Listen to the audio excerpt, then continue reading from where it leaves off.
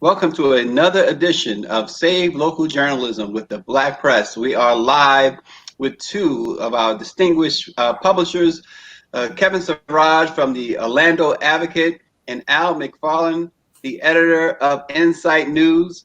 Kevin, Al, welcome to the broadcast. Thank you for having me. Thank you. Guys, again, today there's some testimony going on as we speak on Capitol Hill regarding the George Floyd situation. Yesterday was the funeral. I want to start with you, Kevin, before we go out to Al. Kevin, down in Orlando, what's the mood like? Well, the protests have taken place here as well as they have around, other places around the country. People are upset and they're angry and a little bit confused, but there has been a sense that the police here are doing, whether you agree or not, are doing their jobs and doing them well. We do have some instances of some police abuse, as does everyone, it seems, in every state of the union these days. But the mood here is generally calm and quiet. There've been no riots, and police are proud of saying here that they fired not one shot during the protests. Wow, I guess that is an accomplishment. Al, out in Minneapolis, where it all began, and you've been on the front lines out there. What's the mood like now? The funeral happened yesterday. There's some testimony going on Capitol Hill. What's the mood right now? I think the mood is still fairly tense, but also relaxed at the same time. People are glad we're past the crisis mode that we were in, but people are intending and intentional to not let down their energy, their idea, their expectation, and their demands. And so, as you know, Minneapolis is shocking itself and the world by the city council announcing that they intend to move towards disbanding or defunding the police department. And out of that statement by a majority of the city council, there's a huge debate now developing around what that really means. Does it really mean no organized police force, or does it mean something different? And if nothing else, it's a shocking statement that is going to require that everybody focus on what it means, what policing means, what the philosophy of policing is, and how our voices can be part of shaping what that should be presently and in the future, informed by a history and a litany of failed police and Black interaction, failed at least on the part of Black people. Our people feel we've been victimized by the police department. And even though we feel that way, our people also, from my point of view, have no interest in eliminating the police department, because we know that even with the shortcomings, the police department serves us as well. Yeah, Kevin, it's a good point. There's this talk in a lot of places of defunding the police department. Can you speak to that? You mentioned how things are in Orlando, in that area, but what does that mean, Kevin? What are you telling your readers that means? Well, that it certainly does not mean there will be no police presence in the city of Orlando or anywhere else for that matter.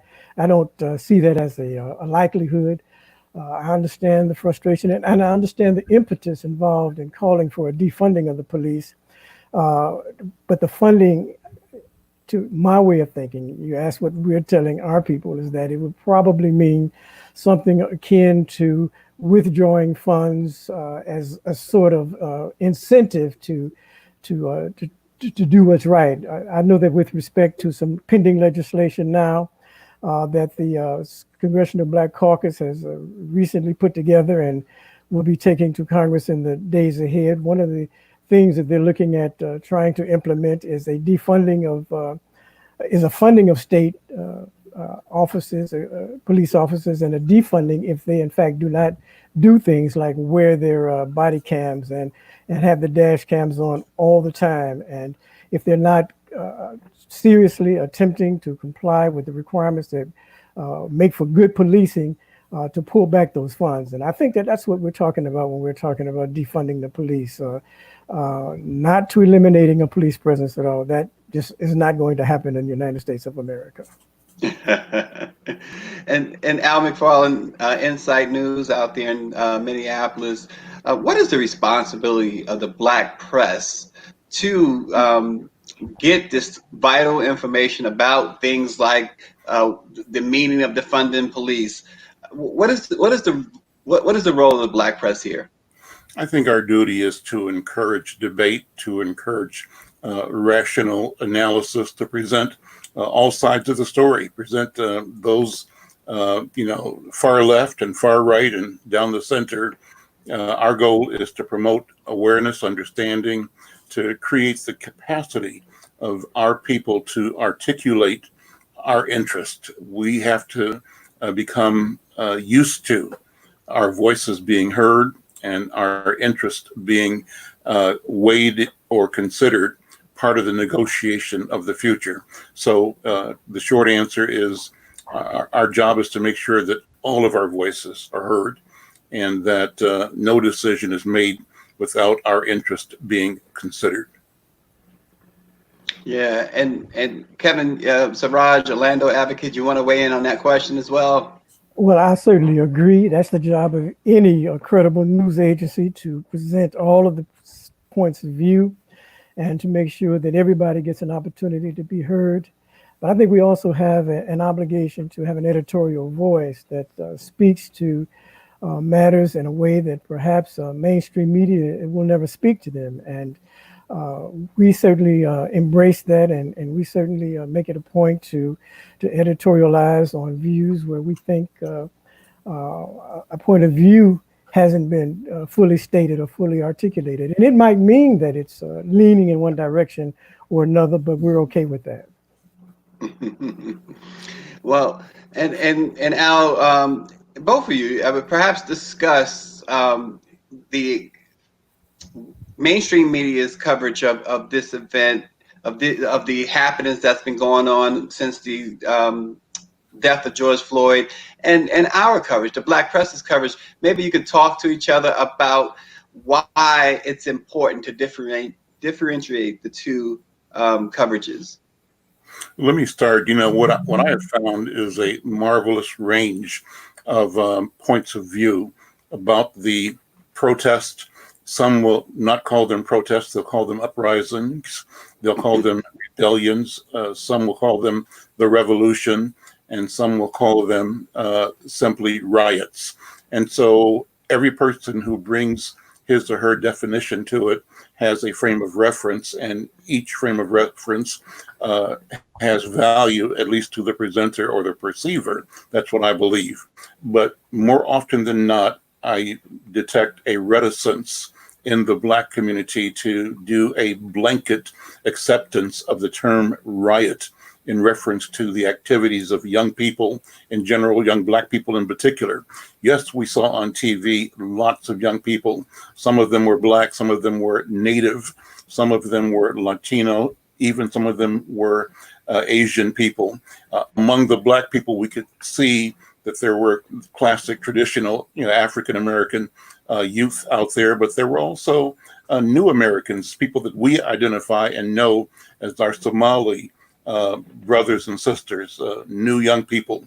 And so then we also saw lots and lots and lots and lots of white people, their neighbors, students, university people, elderly people that were simply marching in solidarity with the Black community around the injustice that we all witnessed in the death, the murder of Brother George Floyd. So then so everybody was on board with the anger, the anguish, and the protest. But then at a certain time, things took a left turn and parts of the crowd splintered off. And that's when you saw the actions against retail establishments, big box stores, automotive stores, gas stations, etc.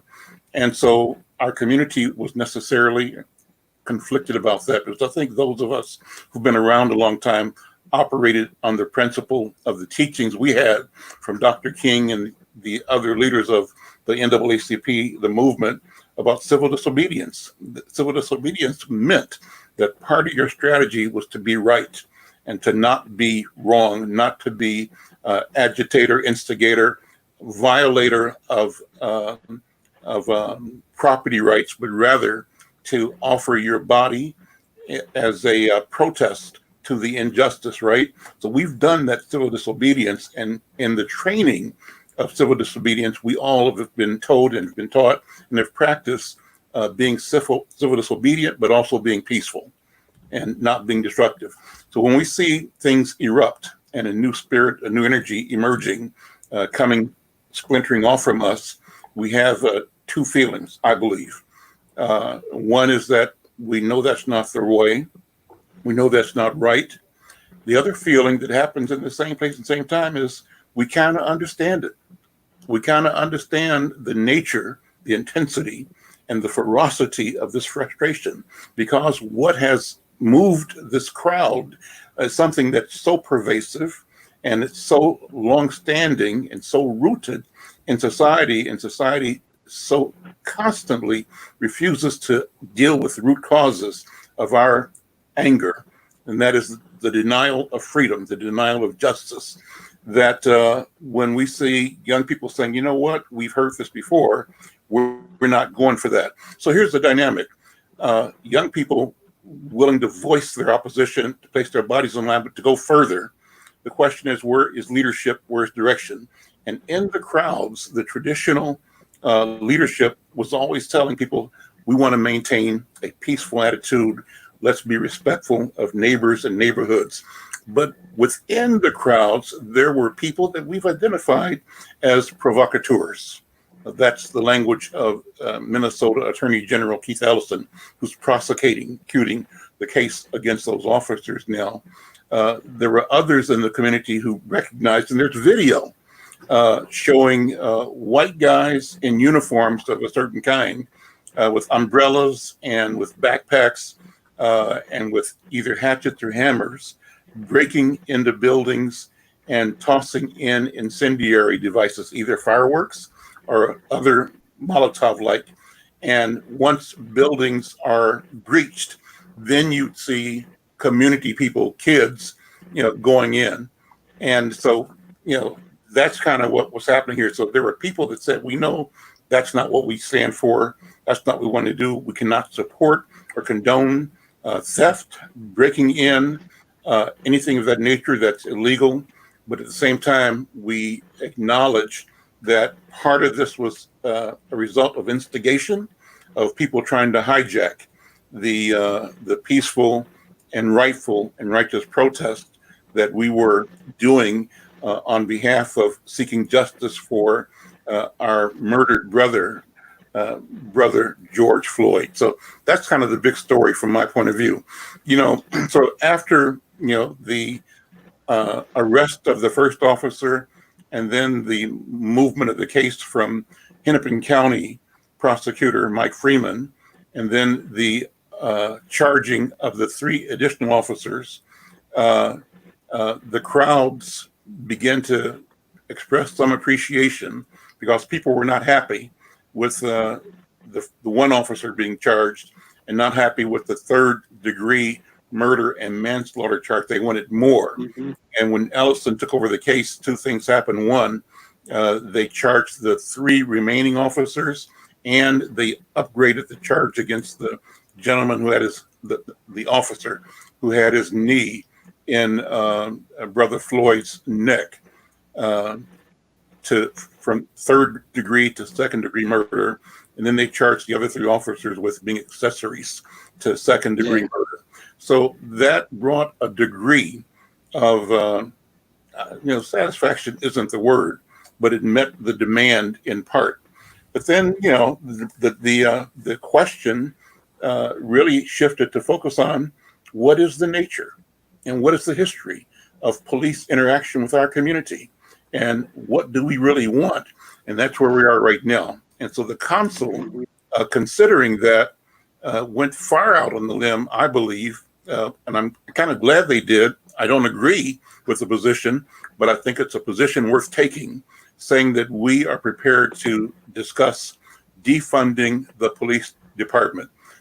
Those words are incendiary. It's a shorthand that you could read anything into. I think the good part is that it's going to require a robust conversation in this community and in the criminal justice field worldwide, certainly nationwide. But I think that, this is a fascinating time, and our job is to report it and to encourage this conversation and shape a product, a process that reflects the interest of our people, believing that our interests are the human interests that should serve all humanity. That's what I believe. Yeah, and Kevin Siraj of the Orlando Advocate, we've now learned about other deaths in custody that occurred recently. Would you classify the killing of unarmed Black people as an epidemic? No question about it. No question about it. It's been going on for so long that to some extent people said we have come to accept it as our reality in this country. And that is such a sad commentary. The analysis that you just got from Mr. McFarlane was just completely on point in all respects. I would like to say that with respect to provocateurs, protesters will always find provocateurs somewhere in their ranks. They're not asked to come necessarily. In some instances, they're not welcome, but they are going to show up. They are a byproduct of the protests that erupt out of some legitimate grievance. You don't want provocateurs to come out and play, then you have to stop doing the things that lead people to come out and protest.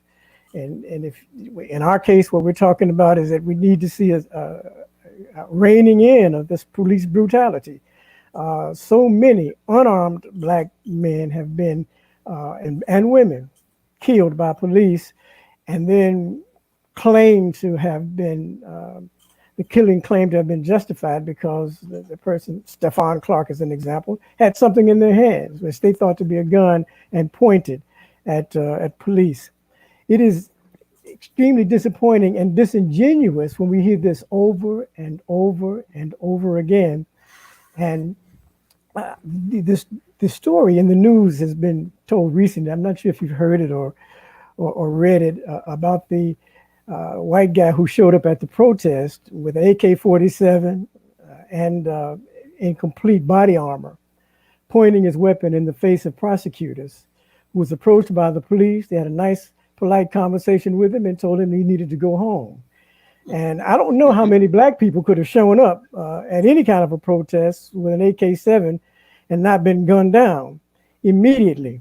If Stephon Clark got 7 bullets for carrying a cell phone, it's unbelievable that anybody Black could have been treated in that respectful manner. And that's a basic problem that we have here.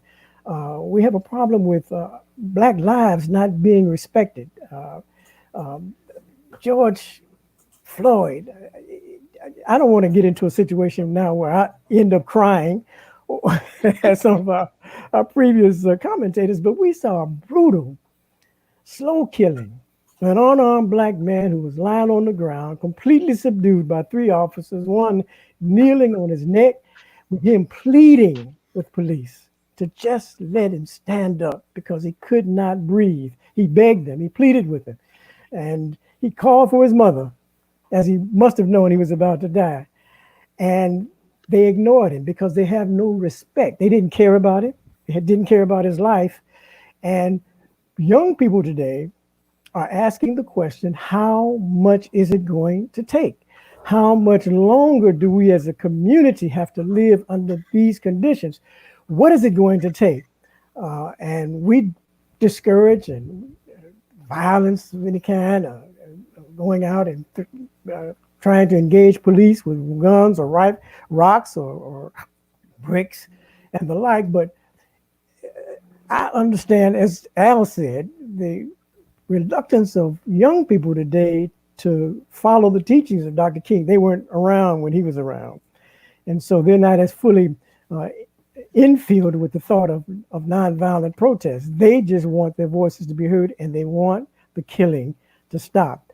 They're holding up the sign saying they can't breathe, and quite frankly, I can't breathe either.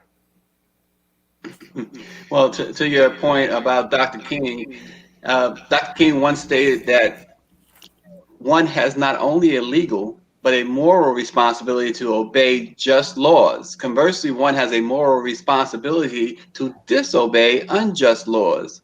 More Americans are acknowledging that too many of our nation's laws may be just, but they are unjustly enforced. Al?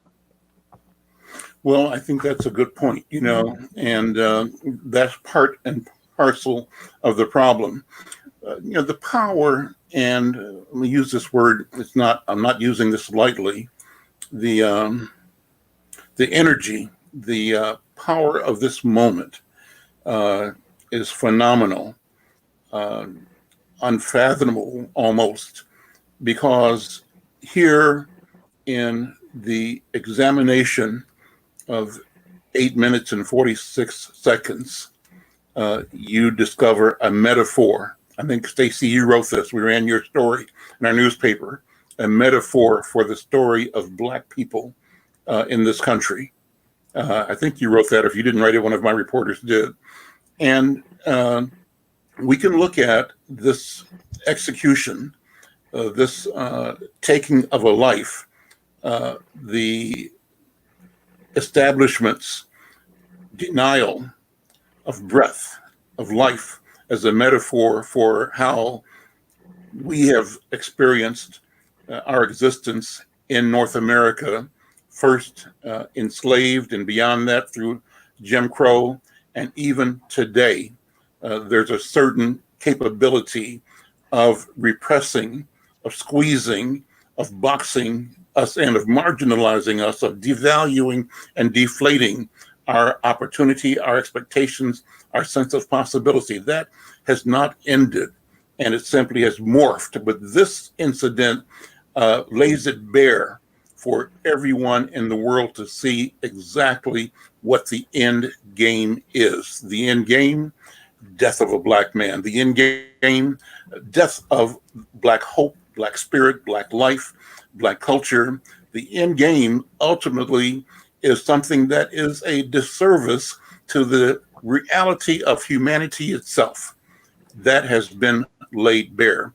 It's laid bare because it gives us a chance to look at COVID-19 differently. How is it that Black and brown people are showing up at the rate we are showing up, victimized by this infection and by the hospitalizations and the deaths associated with it? How is it that our communities are experiencing financial impact from COVID-19?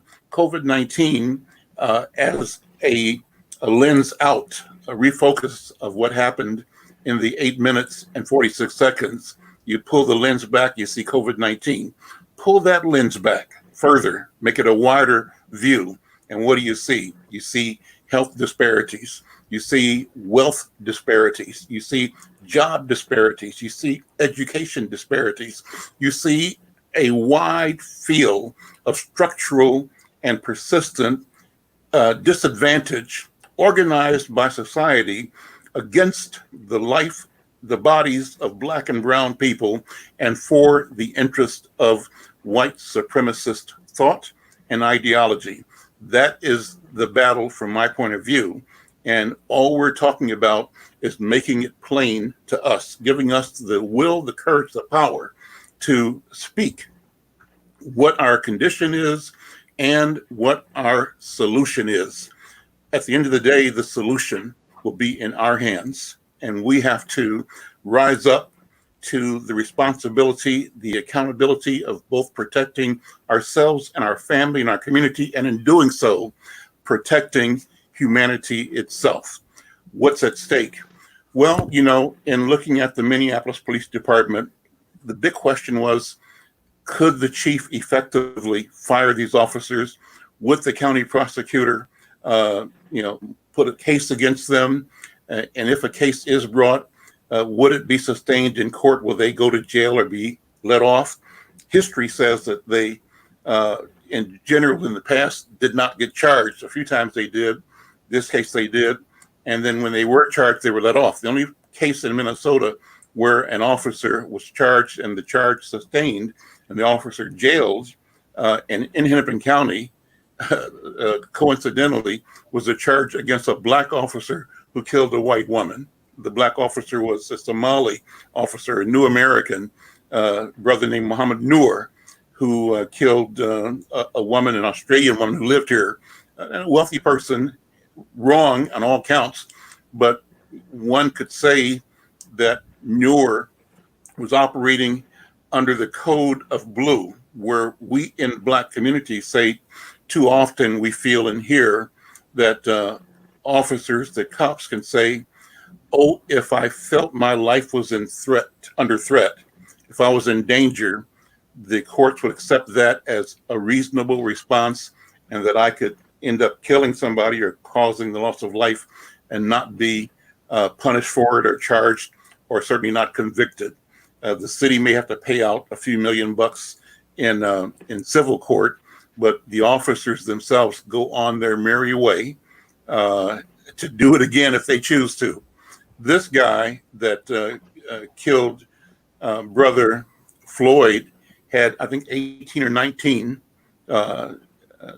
charges against him, and some of them are fairly egregious charges. I don't have the details, so I won't mention them. But the question becomes, they feel impunity because they're organized in a way to challenge even the civilian and leadership in the police department. Everybody on the ground here knew that the union would weigh in, and the union was going to, as it always does, come out saying, you know, go slow, don't jump to conclusion. Let's have a thorough investigation and find out what it is that caused this series of incidents to evolve the way they did, with the expectation that at some point in time, either energy would subside on the community side or in the prosecutorial side, and these guys would walk free. Not happening now, but the fear was, based on history, that the union would be, you know, walking around kind of crowing, saying that we run this town, we run the police department, not the chief who was black, and not the mayor, who has come out boldly supporting the chief in the firing of these officers and supporting the court in moving toward prosecution. So the question is the union. And the question of unions and police is a question that is on the table, I think, around the country. And what this disband the police department is calling for, in part, is how do we look at the appropriate collective bargaining power that unions should have with workers, but removing from the unions this inordinate, extraordinary power to bend, to control, to deny justice, to cover up criminal activity in their ranks. That is the issue on the table right now. Yeah. Go ahead, Kevin. Well, it's certainly one of the problems are the unions. But until recently, very recently, prosecutors refused to charge cops. The top cops refused to admit that their men had done anything wrong. Everybody was in full mode justification for the killing of unarmed black men.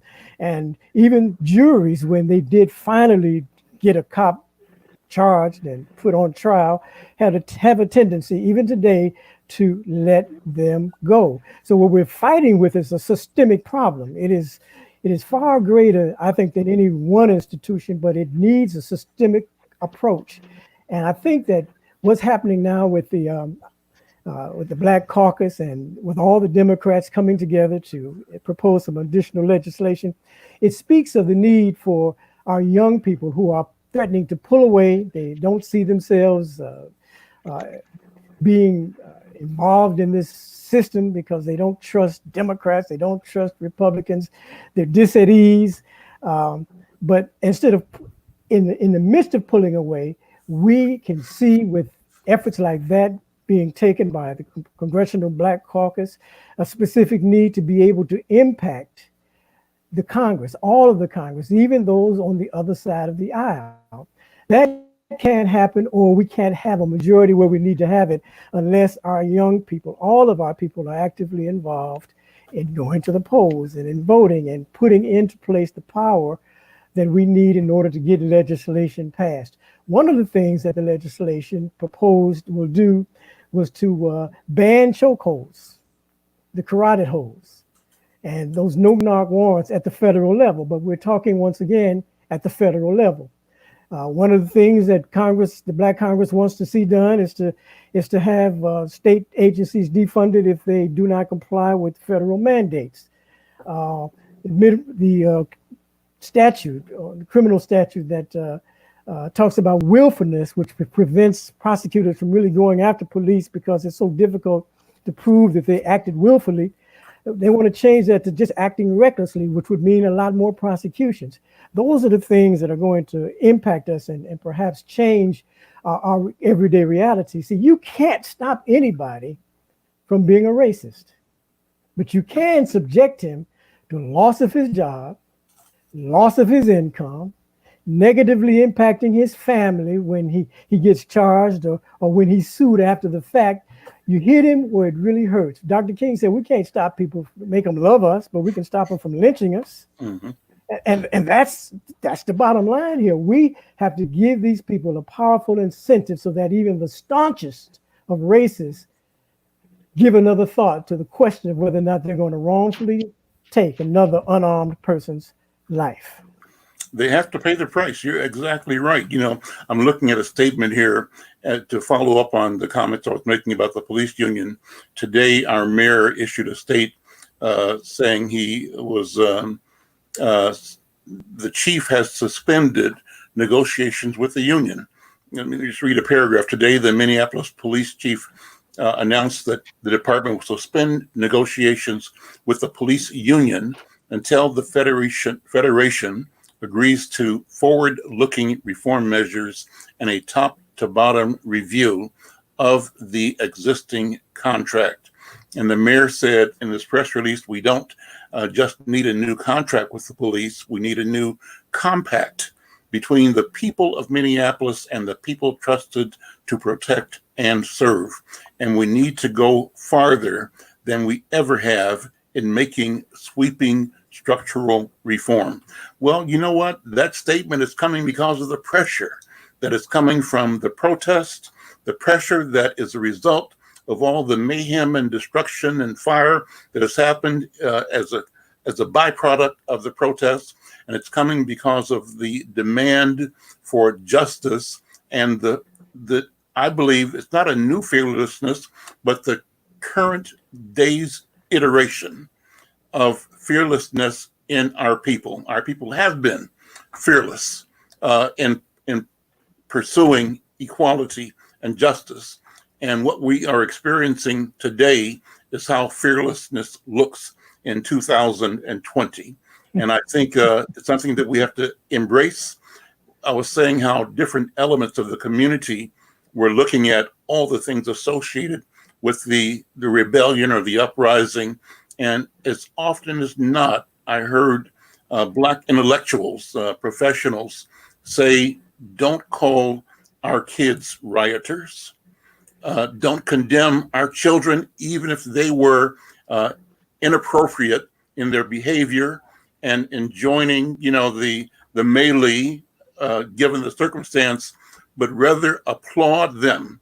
And it's not a question of applauding wrongdoing. It's applauding intensity, applauding fearlessness, courage, their willingness to put their lives on the line in objection to incessant and horrific injustice towards our people. And so now, go ahead. I'm sorry. Yeah, that's okay. I wanted to mention this though, as a Black publisher, and obviously Kevin Siraj, Orlando Advocate, Al McFarland, Insight News are Black publishers. In the midst of everything that's going on, how do you balance maintaining objectivity with reporting about racial bias, or do you? Well, I think that we do the best we can. which means that we're fact-based and we try to make sure that the facts are put on the table. But you know, the Black press is a curious organism. It was created to give a voice to the voiceless, to inform and to educate. And one of the things that the original Black publishers talked about was how it was incumbent upon us to shine this intense light of scrutiny on unscrupulous acts and people. Our job is to tell the truth. Sometimes the truth hurts. Sometimes it's uncomfortable. But because it's uncomfortable, we ought not shy away from speaking it. And if that sounds like it becomes a question of a Black man sounding Black, so be it. Mm-hmm. That's just the way it is. Totally agree. And one of the questions you may be asking is, how do we as individuals talk to our family members, our children, and our grandchildren? And what are we saying to the future? Well, what we are is witnesses as publishers and writers, as reporters, and we are archivists, we are keepers of the historical record. So it's important that we are very intentional in what we write and what we say and how we describe what is going on and what our people feel about it and what the pros and cons, the right, the left, and the center, how we frame this in the context of history. So I think that on the individual level, Al McFarland wants to talk to his children and grandchildren and great-grands about the power of this moment, to say that what we're doing right now is part of a continuum of the move towards freedom for African people, for Black people in this country. And that is part of a movement towards freedom for human beings on planet Earth, that we are at the center and we are a driving force. We are the foundation. And when we shift and when we move, when our community moves, when our people move, it has a movement throughout the enterprise of existence. That's what I think. I think we put this in context, and we put it in a context that allows each child and grandchild to see, to envision his or her role in moving humanity towards freedom and justice. It's an obligation, it's a duty, and it's doable. So we teach courage, we teach fearlessness, we teach towards expectation, and we teach towards accountability, all in the spirit of love and in the spirit of being decent human beings. That's what I think. Kevin, Siraj, Orlando advocate, are all white cops bad? Certainly not. Not all Black cops good. We have, as one commentator put it, he says, we don't have a white police problem, we have a police problem. Mm-hmm. And that's because this lack of respect infiltrates organizations. Black police officers, one guy who was a police officer for 29 years, and his name escapes me right now, but he commented, he talked about how he hates to see police officers maligned and denigrated.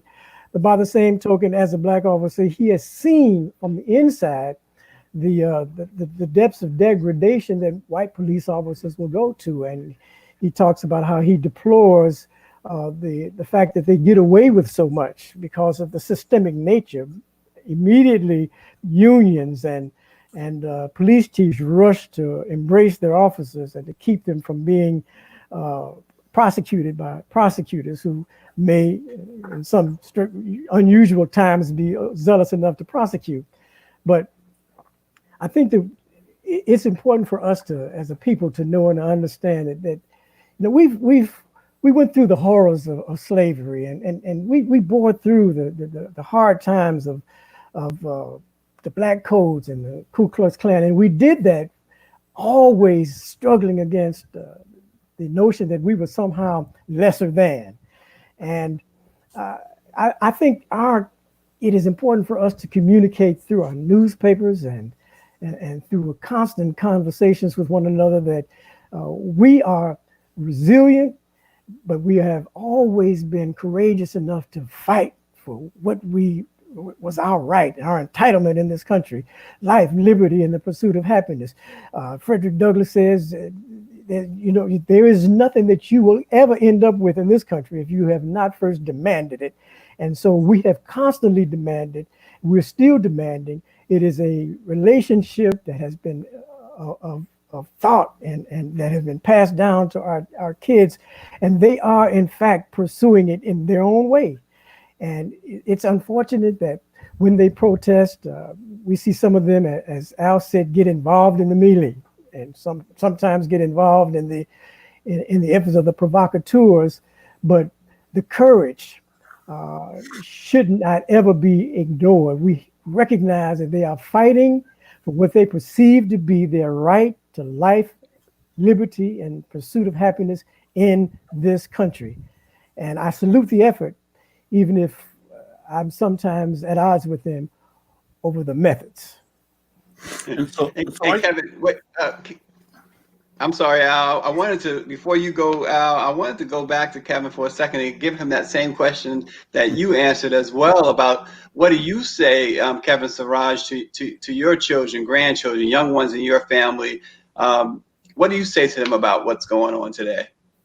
I talk to them about their ancestry, their heritage. I talk to them about the strength of their people. I talk to them about the depths of the commitment those who came before had that brought us all to this point, and that there is a need to continue pressing forward, to never give up, never take a backward step, to always understand what is your right and entitlement as a human being in this country, and to never allow anyone else to be the arbiter of whether or not you end up with those rights.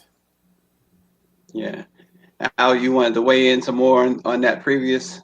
Well, just to build on it again, I think that our job as communicators and as newspaper owners is to be visionary, and we have to create and capture and reflect the visions of our people. And so part of our job, I called it creating the public mind.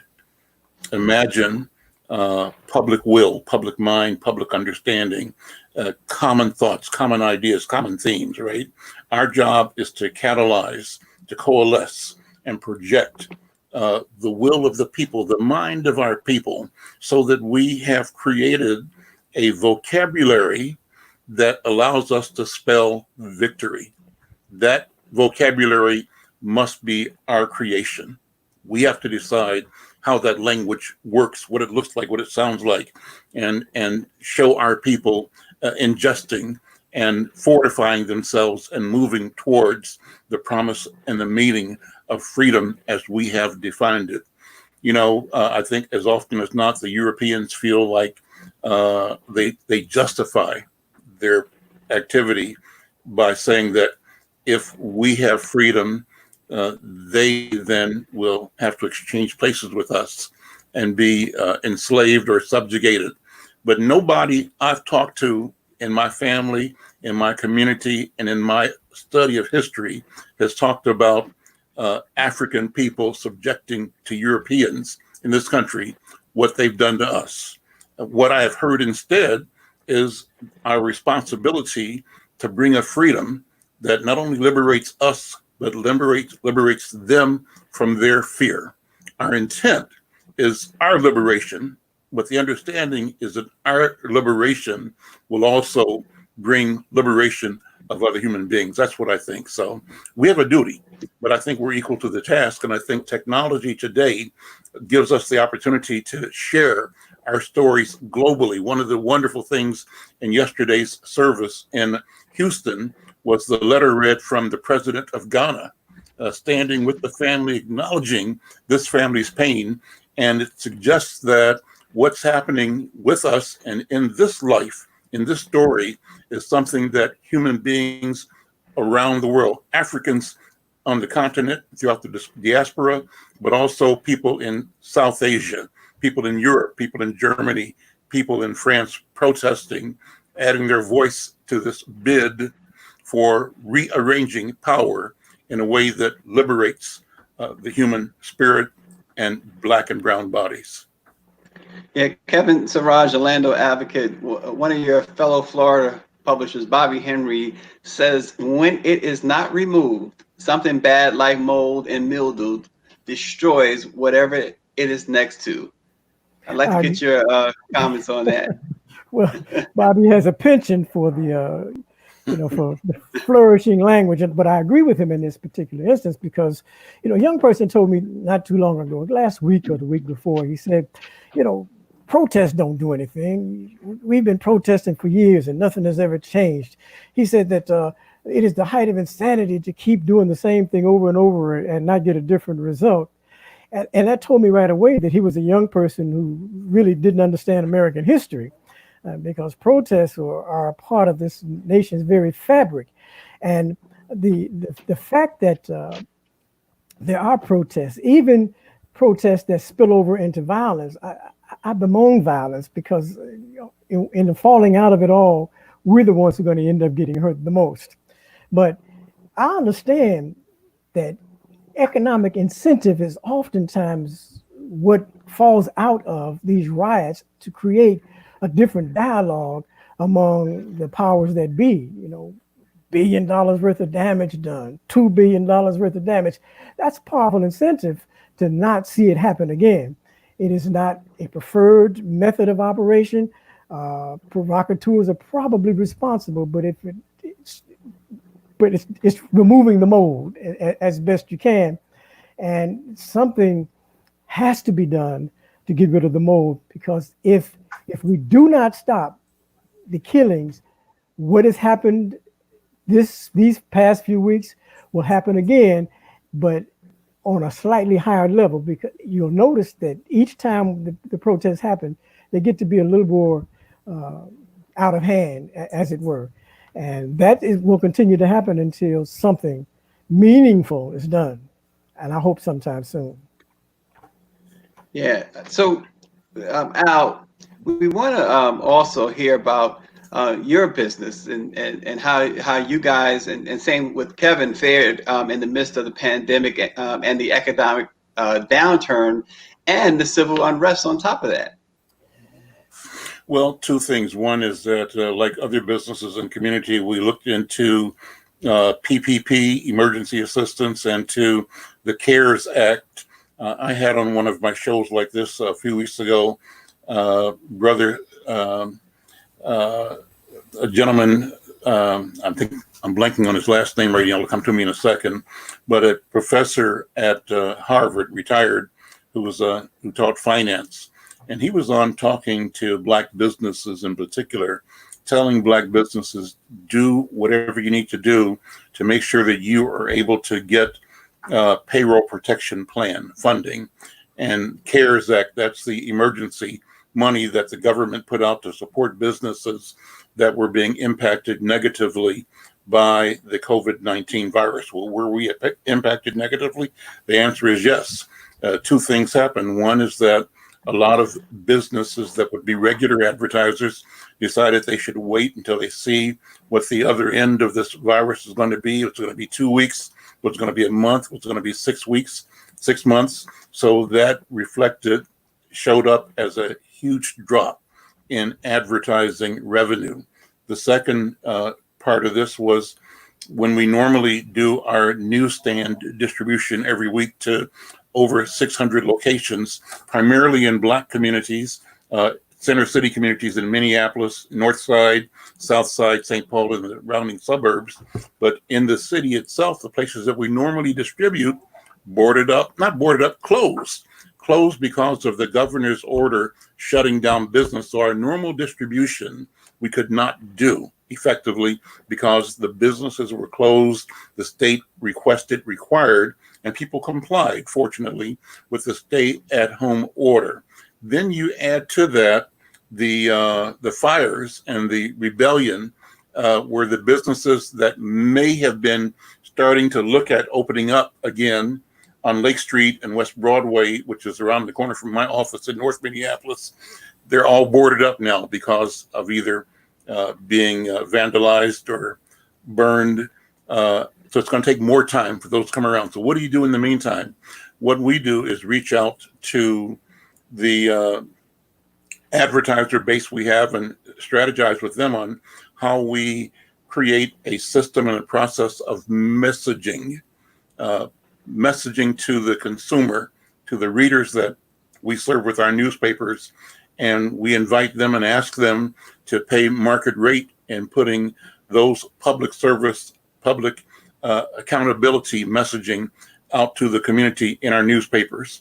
We were able to, as part of COVID-19, secure a contract with the state of Minnesota to do social media marketing and to provide analytics to that through our partnerships with other Black media. There's been a second round of financing for COVID intervention and awareness, and we've submitted 3 more proposals as of last week. And those proposals will, if successful, mean the state will buy X number of pages of advertising over the next 10 to 20 weeks, and that will support our business, that they will do more in the social media space and also do more to help us find alternative distribution methods so that we can make sure our people are getting the information they rely on, they trust, and they need, and that we can serve those businesses that are coming back online slowly but steadily, that need to communicate with the customers that we serve. So that's what we're doing.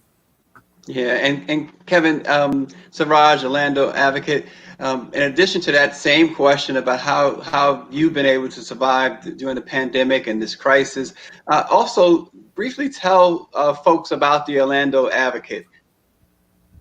Well, we are a publication begun in 1993. We've been around for a little bit of time. We have had some great successes in our community with being relevant to this community and have been supported largely by this community. We are, of course, in terms of the COVID crisis, when, as Malcolm X said years and years ago, when America gets a cold, our community gets the flu. And so when COVID came, everybody had a hit with advertisers. Everybody took a hit with advertisers, but we took a special hit because we're already at a point where people are wondering about whether or not our community is as viable as others, particularly, for example, the Hispanic community. But we, interestingly enough, I was in conversations with some doctors years ago who directed me to some videos where doctors were talking about an oncoming crisis in health. And they specifically talked about a pandemic. They pointed to the Spanish flu outbreak in 1918, and they said that pandemic killed maybe as many as 50 million people. But they said something that I found very interesting, and that was that there will be another pandemic again. They said this is not a question of whether it's going to happen, only a question of when. And so you should prepare even now, whatever you have to do to begin thinking about what's going to happen when it hits. And so we began to direct our advertising impetus in the direction of legal advertising, which we knew would withstand the natural inclination of advertisers to slow down advertising in African-American papers, because legal advertising is something that you simply have to do. The only question is where you're going to do it. We've become a sort of go-to publication for that. And so we've really been able to maintain, thanks to that bit of intel I got years ago. And so we have suffered, but probably not as much as we would have had we not gone in that direction. Wow, that's really interesting. Thanks for sharing that, Kevin, Siraj. Last question for each of you, and we'll start with Al on this one. How the people watching, how can they support you as publishers and the Black press in general? I think 2 things are happening. One is that we have to just simply remind ourselves that our media, Black newspapers in particular, Black social media, Black radio and Black TV, really will tell our story in ways that we can't expect others to. That's number one. So we have to value our own voices and ask consumers to practice valuing our own voices, their own voices. People can subscribe to our publications. They can support us on social media by liking and sharing our information, our content.